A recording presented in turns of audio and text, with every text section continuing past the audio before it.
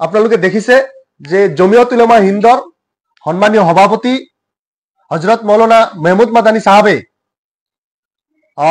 Twitter যুগে এক বক্তব্য সদৰি কৰিছিল যে অসমত ঘটি থকা সংখ্যালঘুসকলক দমন নিপীড়ন উৎপীড়ন আৰু উচ্ছেদক কেন্দ্ৰ কৰি তেখেতে কৈছিল যে অসমৰ মুখ্যমন্ত্ৰীয়ে গাদীত থকাৰ অধিকাৰ নাই আৰু গাদীৰ পৰা তেওঁক প্ৰত্যাখ্যান কৰিব লাগে বা আঁতৰাব লাগে। এই কথাটোক আমি 100% সমৰ্থন কৰিছো আৰু আমি ইতিপূৰ্বে এআইইউডিএফ দলেই নহয় অন্যান্য দলেও মই কংগ্ৰেছকো দেখা পাইছো বা বিৰোধী দলসমূহে মুখ্যমন্ত্ৰী পদত্যাগ দাবীও কৰিছে, ৰাষ্ট্ৰপতিৰ শাসন পৰ্যন্ত আমি বিচাৰিছো।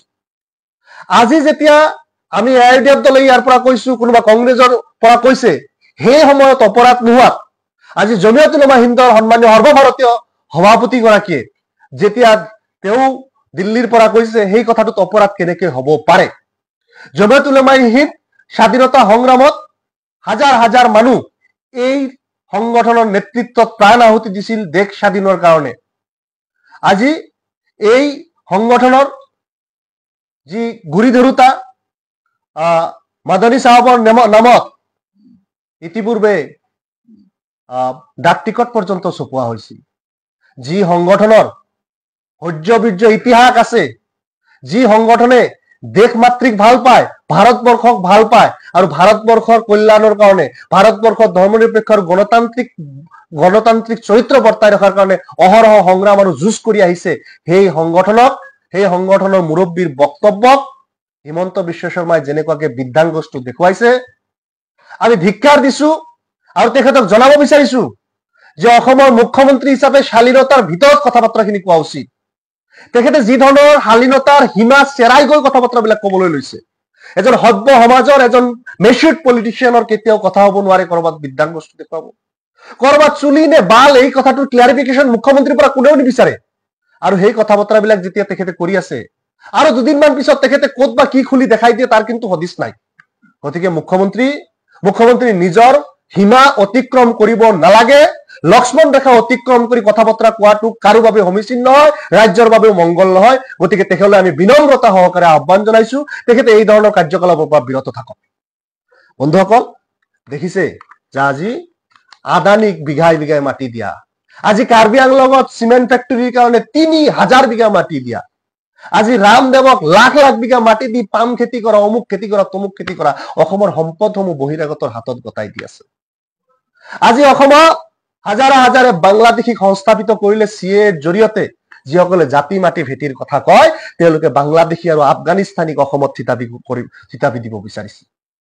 আৰু সেই চৰকাৰখনক অসমবাসী জনগণে প্ৰত্যাখ্যান কৰাটো সময়ৰ আহ্বান। অসমীয়া মানুহক সকলো প্ৰকাৰে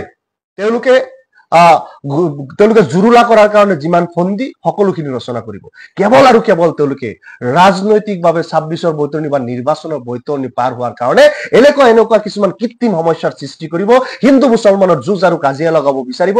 এইবিলাকৰ পৰা আমি সকলোৱে দূৰত থাকিম আৰু সাম্প্ৰদায়িক বিজেপিক প্ৰতিহত কৰিবলৈ আমি সকলোৱে ঐক্যবদ্ধভাৱে খুব মাৰ বান্ধি থিয় দিম, যাতে কোনো প্ৰকাৰে এই অসমৰ ৰাজনীতিত যাতে বিজেপি থাকিব নোৱাৰে। আজি দেখা গৈছে যে এনআৰচি প্ৰসংগত অসমৰ মুখ্যমন্ত্ৰীয়ে বক্তব্য কৰিছে। তেখেতে কৈছে যে এনআৰচি গণ্ডগোল আছে, এনআৰচি গণ্ডগোলেৰে ভৰা। 16,000 কোটি টকা খৰচ কৰি বিজেপি চৰকাৰৰ সময়তে বনোৱা এনআৰচিখনক আজি তেখেতে নৎসাত কৰি আছে। এইটো কি? একমাত্ৰ ৰাজনীতি। হয় তেখেতে কওক সৰ্বানন্দ সোণোৱাল ব্যৰ্থ, বিজেপি অফিচিয়েল ষ্টেটমেণ্ট দিয়ক সৰ্বানন্দ সোণোৱালৰ সময়ছোৱাত কাম কাজখিনি ঠিক হোৱা নাই। আজি যি সৰ্বানন্দ সোণোৱাল এজন জনজাতীয় সন্তান, যাৰ প্ৰতি অসমৰ বহু মানুহৰ তেওঁ ৰাজনৈতিকভাৱে সমৰ্থন নকৰিলে তেওঁৰ প্ৰতি শ্ৰদ্ধা আৰু ভাল ভাৱ আছে, সেই সৰ্বানন্দ সোণোৱালক অসমৰ ৰাজনীতিত ব্লেম দিব বিচাৰি, অসমৰ ৰাজনীতিক এটা কলংকিত অধ্যায়ৰ ভিতৰত সৰ্বানন্দ সোণোৱালক সোমাই দিব বিচাৰাৰ কাৰণে এনআৰচিখনক লৈ তেখেতে লৰা ধেমালি কৰি আছে। হিতেশ দেৱ শৰ্মা নিজে এনআৰচিৰ সমন্বয়কৰ দৰে দায়িত্ব পাইছিল। আজি তেখেতক কোনে স্পন্সাৰ কৰি আছে?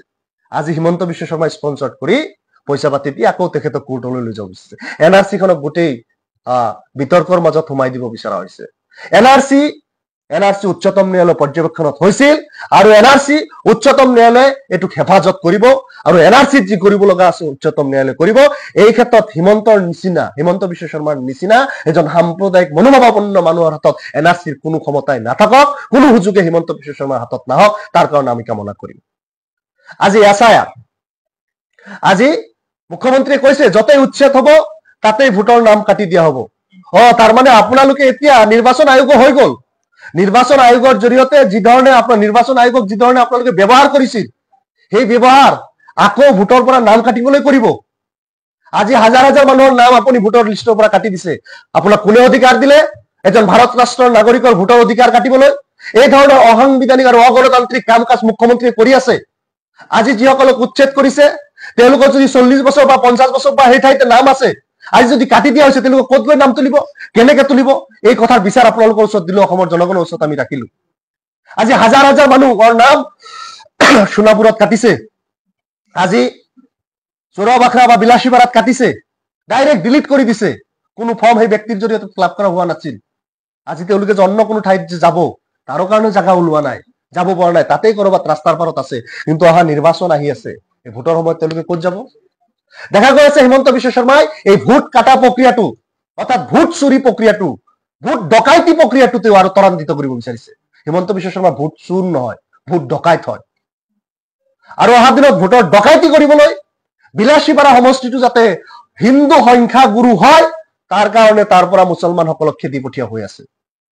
আৰু তাৰ পৰা মুছলমানসকলক ভোট কৰ্তন কৰি নিকটৱৰ্তী সমষ্টিসমূহত দি দিব বিচৰা হৈছে, নতুবা তেওঁলোকৰ নাম 26ৰ নিৰ্বাচনৰ ভোটাৰ লিষ্টত যাতে নাথাকে তাৰ কাৰণে ব্যৱস্থা কৰা হৈছে।